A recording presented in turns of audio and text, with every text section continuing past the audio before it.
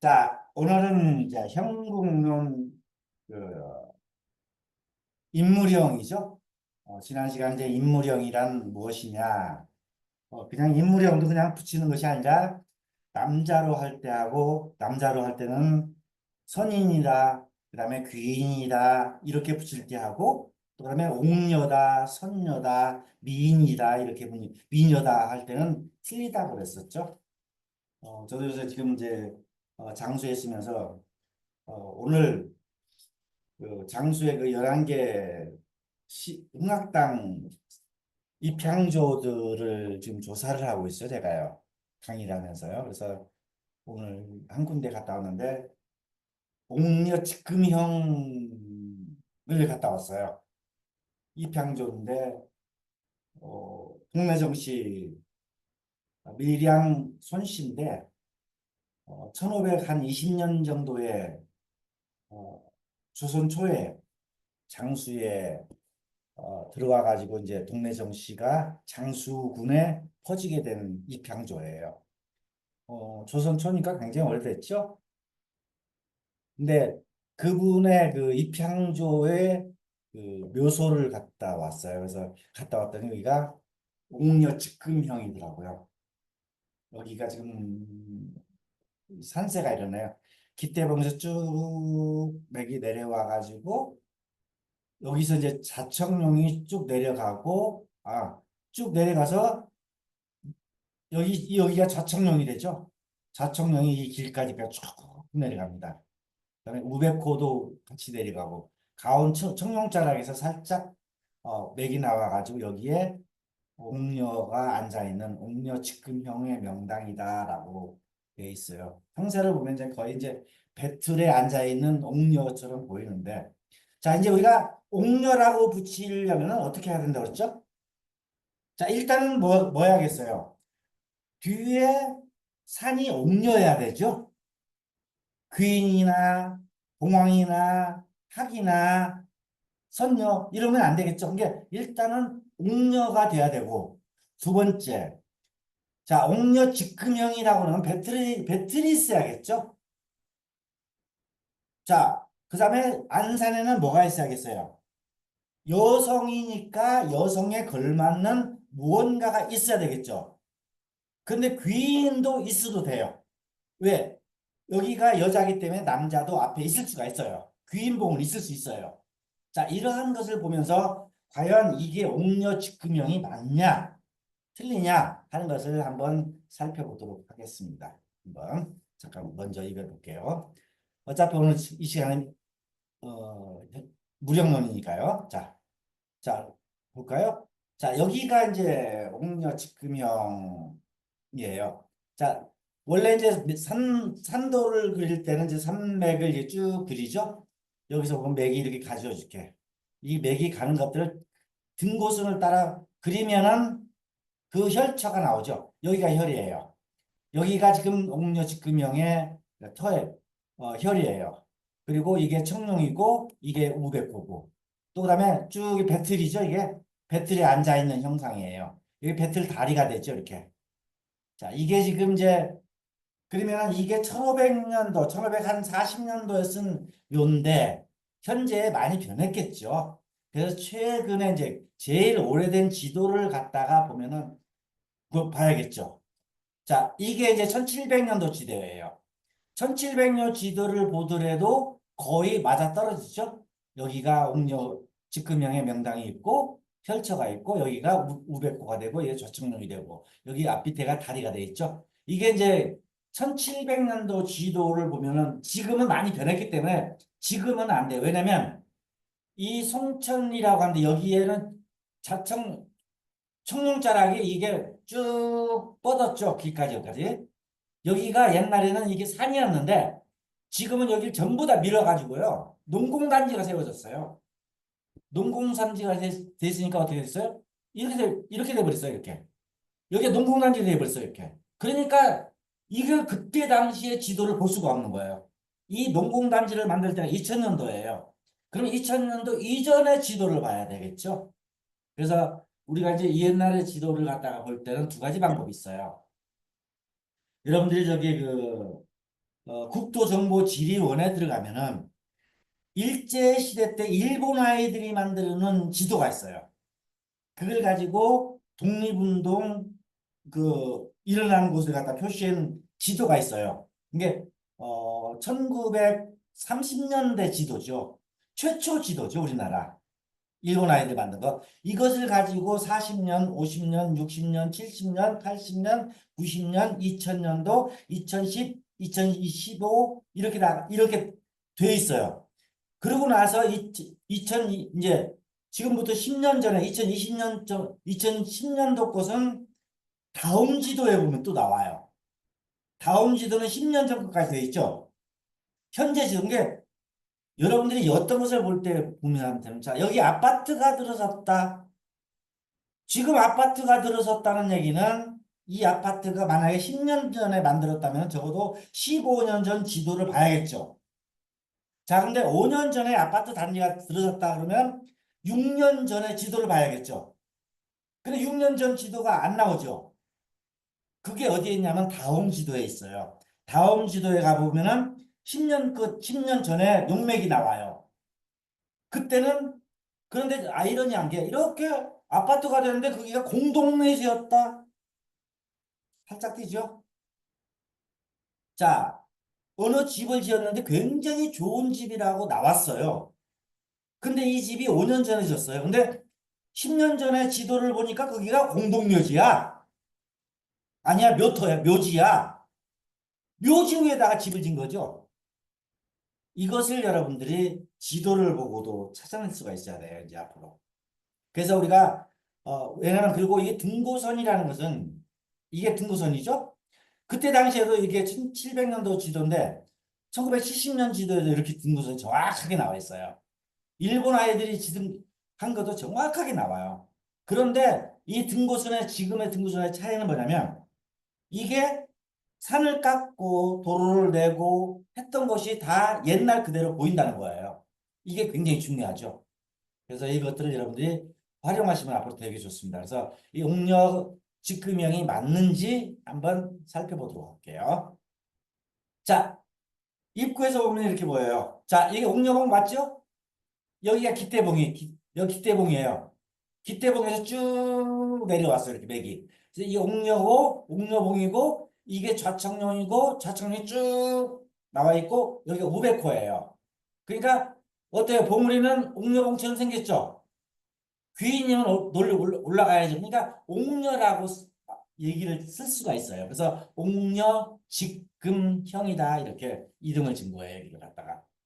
그래서 이 옥녀 직금형이 되면서 이 마을이 금덕리예요. 자, 이 금덕리란 말이 왜 붙였을까요?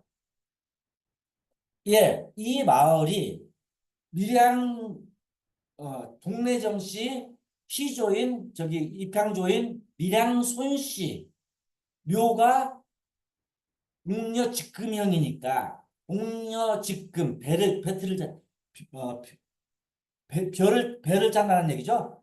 이게 비단금자잖아요. 그래서 금동리라고 붙인 거예요. 그리고 여기 침동이란 말도 있어. 침동. 이 침동이 한문으로 그게 뭐예요? 다다미 침자예요. 즉 다다미처럼 이렇게 다다미란 건 뭐죠? 예, 여인네들이 이게 다다미를 두드리잖아요. 옷을 펴기 위해서 옥녀잖아요. 옥녀가. 그래서 침동이라는 말도 다담이다 해서 침동이 된 거예요. 자, 그럼 이 마을은 금동리라는 이 마을은 누구 때문에 마을 이름이 생겼을까요? 입향조인 밀양 손씨 때문에 생긴 거예요. 그리고 밀양 손씨 묘가 옥녀 직금형이기 때문에 이 마을 이름이 생긴 거예요.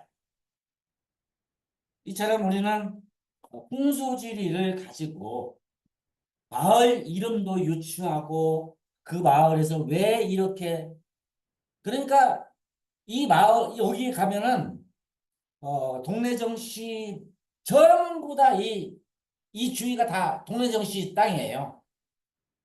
어마어마한 거부였겠죠. 그죠? 그러니까 이제 홍학당을 만들 때 11개 성씨 중에 한 명이 참석을 하는데 또 그리고 이 사람들 중에서도 굉장히 유명한 사람들이 많이 나왔어요.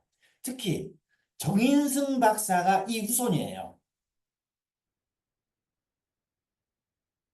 참 되게 재밌어요. 그래서 입향조들을 연구하다 보면은 그 입향조의 묘 때문에 그 마을 이름이 생긴다. 즉 금덕리 신동이라는 마을도 전부 다 이 옥녀 직금형 때문에 생긴 거예요. 그래서 이것을 갖다가 그러니 풍수지리가 차지하는 비중이 우리 일반 거기에서 굉장히 많아요. 마을이나 문화에서 그죠? 그래서 보면 이렇게 생겼더라 하는 얘기죠. 볼까요? 자, 더 들어봅시다. 자, 그러면 여기가 옥녀 직금형 옥녀봉 맞죠? 자, 산을 볼까요?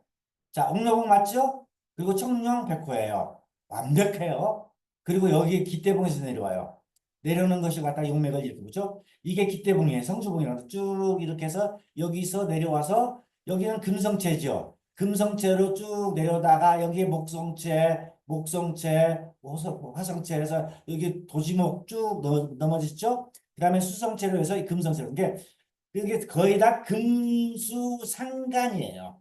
금수상간으로 내려오면서 목성체도 중간에 여기 있어요. 이런 것도 목성체로 봐야 돼요. 직목이죠, 그죠? 완전히 목성체죠. 이게 문장가의 기질이 나타나죠. 그리고 여기에 금성체가 있죠. 금수상간에. 그리고 옥녀죠. 그러니까 이 네 기를 보면은 옥녀 직금형 그러니까 거의 다 귀가 나타난다. 즉 발복을 귀로 한다. 즉 장군보다는 문관들이 나타날 것이다. 아니나 다를까 이 집안들이 거의 다 문관으로 출세를 해요. 특히 제일 유명한 사람이 정인승 박사가 나와요.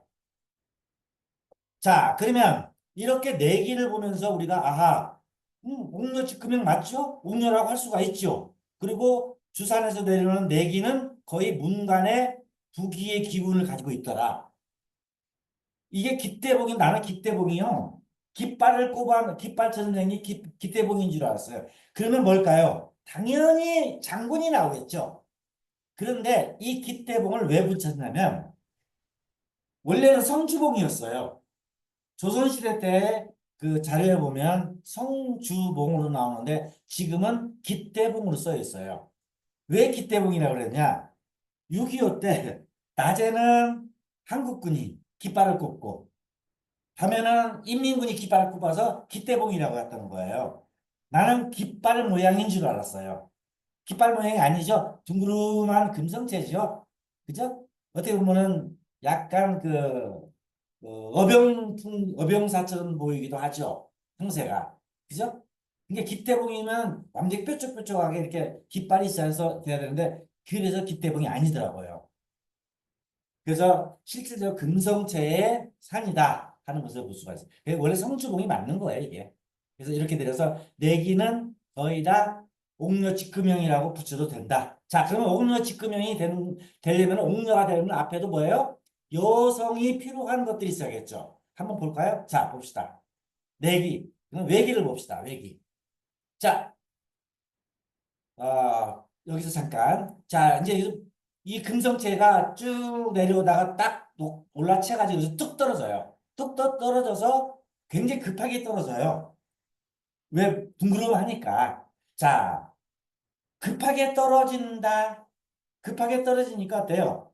밑에 내려오는데 여기 눈이나 이런 데는 혈이 없겠지요. 왜? 급하니까.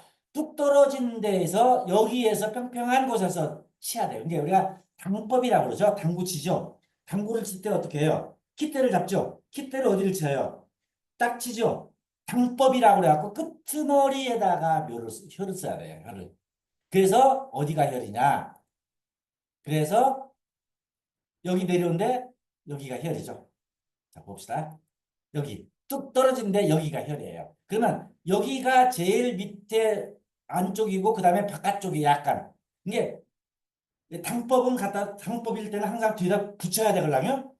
이 뒤로 붙여야 되는데 앞으로 빼놨어요 보니까. 그럼 이게 혈이냐 아니냐를 볼 수가 있어요 우리가. 자, 이건 나중에 얘기하고. 자, 이게 정래정씨 입향조묘예요. 여기서 보면 이 안산이 기가 막히죠. 저 뒤에 여기 앞에 귀인봉이 하나가 쫙 있죠. 여기 두 개가 있죠. 앞에가 또 하나 있죠. 이 세 개가 귀인봉이 모여서 풍자 상태를 이루어요. 자, 우리가 미녀혈에는 앞에 귀인이 있어도 되고 귀인 앞에는 미녀혈 저 앞에 미녀혈이 귀인이 있어도 된다고 그랬죠. 예, 이걸 갖다가 우리가 이제 뭐 얘기를 하면은 경대다, 얼레빗이다라고 이걸 분값이라 얘기해도 돼요. 이걸 갖다가 경대로 보고 이걸 빗으로 보고 이걸 분값으로 보면 되긴 돼요. 왜? 이걸 봤으니까 이걸 사계가 이걸 지었으니까. 그렇지만 거의 귀인 형태예요. 귀인 세 개가 품자상 들어있어요. 그러니까 이것도 귀의 기운이 나오죠. 그래서 저는 여기 갖다 삼연지지의 기운이 있다라고 얘기를 제가 붙였어요. 자, 그러니까 돼요. 옥녀가 직금형 비단을 짜는데 앞에 명당에도 귀인 품자 상태가 있으니까 이것은 옥녀 직금형이라고 이름을 붙일 수 있죠. 예, 맞습니다. 그래서 옥녀 직금형이다. 자, 좀 더 살펴볼까요? 자, 그러면 여기서 하나 더 살펴볼 일이에요. 자, 뒤에가 혈체 올라가면요. 뒤에가 이렇게 완전히 떨어져서 여기서 둥그름하게 내려와요. 앞에 내려가는 걸 볼까요? 내려가는 거. 쭉 올라치는 거예요. 앞에 쭉 내려가기 때문에 떨어져요. 여기서 떨어져 가지고 밑에다가 혈을 맺었어요. 이렇게. 자, 그러면 여기서 뚝 떨어지기 때문에 여기는 혈이 없지요. 왜? 급하니까. 그러면 당법이라고 해서 떨어진 밑에다가 바닥 붙였어야 돼, 이렇게. 근데 할머니 묘는 앞으로 나와 있어요, 이게. 할머니 묘. 그런데 아이러니하게도 할머니 묘를 여기다 쓰고 아들 묘가 바로 아들이 두 명 있었어요. 큰 아들이 있고 작은 아들인데 작은 아들은 순창에 있어요. 그 다음에 큰 아들이 여기에 붙였어요. 아이러니하게 할머니묘 바로 뒤에 큰 아들 묘가 있어요. 아들 묘가. 자, 우리는 어머니나 아버지 뒤쪽으로 올라가면 역장이라고 그러죠. 할아버지 뒤쪽으로 오면 역장이라고 그러죠. 이건 역장이 아니죠. 혈을 놓쳤을 때는 쓸 수가 있어요. 당연히 당법인데 앞으로 좀 나왔어요. 할머니가 실기를 했어요. 그래서 아들 자리를 바로 뒤쪽으로 붙인 거예요. 그래서 가보면 할머니 묘보다는 여기가 며느리 이게 아들이고 며느리예요. 며느리 묘가 더 잘 들어가 있어요. 정확하게 중심에 들어가 있습니다. 그리고 당법이기 때문에 뒤로 붙인다고 그랬죠.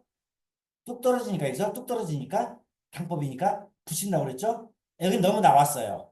그래서 이 할머니가 이 묘를 쓸 때 이 묘를 쓰면서 자리를 남겨놓은 거예요. 그래서 이 묘에 누가 들어갔냐? 여기가 아들이 들어가고 며느리가 들어갔어요. 그래서 실질적으로 여기에서 발복이 이루어져 가지고 입향조 이 주위의 땅들이 전부 다 동래정시 땅이에요. 자, 이런 여기 써 있죠? 숙부인 밀양손씨라고 됐죠. 여기서 봐도 여기가 좀 앞으로 빠져나왔죠? 요게 혈이에요. 뒤에가 뒤쪽이 약간 뒤쪽으로 붙여야 돼요. 앞으로 너무 빠져나왔어요. 그래서 옥녀직금형이 맞다라고 우리가 볼 수 있는 거죠. 자, 그래서 우리가 옥녀직금형 자 이러한 것들 참 옥녀봉 기가 막히게 예쁘죠? 참 예쁘죠? 이게 여기서 보면은 지금 이게 혈이에요. 그리고 여기서 여기까지 좌측 청룡이 여기까지 와 있고 백화 여기 있죠. 지금 여기서부터 끊어진 거예요, 다 이거. 옛날에 여기까지 이어졌는데 여기가 농공단지 들었으면서 완전 개간해 버렸어요. 그러니까 우리가 옛날의 지도를 볼 때는 이걸 보면 안 되겠죠. 어떤 걸 봐야 돼요? 예, 1970년대 지도 딱 보니까 나오죠, 이렇게. 이게 등고선 연결되죠? 연결되는 걸 볼 수 있죠. 자, 그래서 여기가 그래서 옥녀직금형이기 때문에 마을 이름도 금자를 써서 금덕리라고 했고 또 옥녀가 또 배틀도 짜지만은 배옷을 갖다가 다듬이로 다듬는다 해서 다듬이 침자를 써서 침동이라는 마을도 붙인 거예요. 자, 그래서 정확하게 옥녀직금형이 맞다. 그리고 발복은 귀에서 문으로 해서 이 집안들이 거의 발복했다. 특히 정인승 박사가 나온 것도 있다라는 것을 함께 볼 수 있었죠. 그래서 우리가 이렇게 일반 사격들도 산들도 내기와 외기로 우리가 배운 거하고 똑같이 해서 이렇게 활용할 수가 있습니다. 그래서 이런 것들 보면은 맞아 떨어지지 않아요, 그죠? 이게 이 철에 가서 그냥 뭐 좌양이 어떻고 수법이 어떻고 향법이 어떻고 볼 필요가 없어요. 안산정해법을 뭐 쓰시면 거의 맞아떨어져요. 여기 딱 보면 바로 안산이 딱 보여요. 이렇게 여기서 딱 여기 맞췄더라고요. 기가 막히잖아요, 그죠? 자, 원래 하나 둘 앞에서 품자니까 여기를 맞춰야겠죠. 그렇죠? 네, 맞죠. 그래서 명당도 굉장히 넓어요. 그리고 청명백호도 굉장히 튼실하고 그래서 부가 강하고 그다음에 문관의 기운들이 강하다라는 것을 볼 수가 있죠. 그래서 입향조회를 보면은 그 집안의 그 인물들을 대충 추리할 수가 있습니다. 자, 우리가 그래서 배운 걸 가지고 현장에서 한번 살펴보겠습니다. 나중에 여러분들 장수 오시면요, 이 묘도 제가 보여드릴게요. 제가 찾은 것 중에서 지금 어, 되게 많이 찾아놨어요. 명당들, 입향조들 명당은요. 그래서 그리고 전부 다 조사해가지고 그 집안이 어떻게 발복했는지도 다 조사해놨기 때문에 여러분 보십시오. 그래서 한번 우리가 실질적으로 풍수지리적으로 해설할 때도 이렇게 맞게 해설을 해야겠죠? 그죠? 분명히 옥녀지금형인데 가서 보면 정말 말도 안 되는 경우가 많아요. 옥녀라고 하는데 옥녀봉이 아니야. 그건 말이 안 되죠, 그죠? 옥녀봉이면 옥녀봉이어야 되죠, 그죠? 옥녀는 금성체죠, 그죠? 자, 목성체는 뭐예요? 서 있는 상태죠?